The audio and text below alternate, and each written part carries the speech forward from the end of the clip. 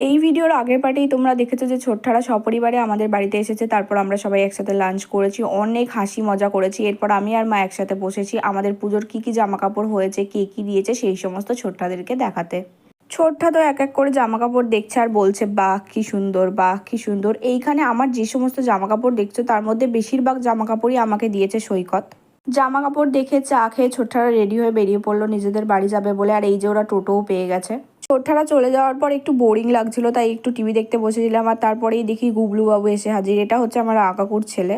তো ও আসতে ওকেও আমি সৈকতের দেওয়া চকলেটের মধ্যে থেকে কিছু চকলেট দিয়ে দিলাম। আর ও তো সেটা পেয়ে কি যে খুশি হয়েছে কি বলবো। ও তো সাথে সাথে খুলে খেতেও বসে গেছে। এর মধ্যেই মা ওর জন্য দুটো রসগোল্লা নিয়ে হাজির, তো সেইটাও খেলো। রসগোল্লা খেয়ে ও আবার চকলেট খেতে যাচ্ছে। আর ওর মা সেটা দেখে তো কি রেগে গেছে।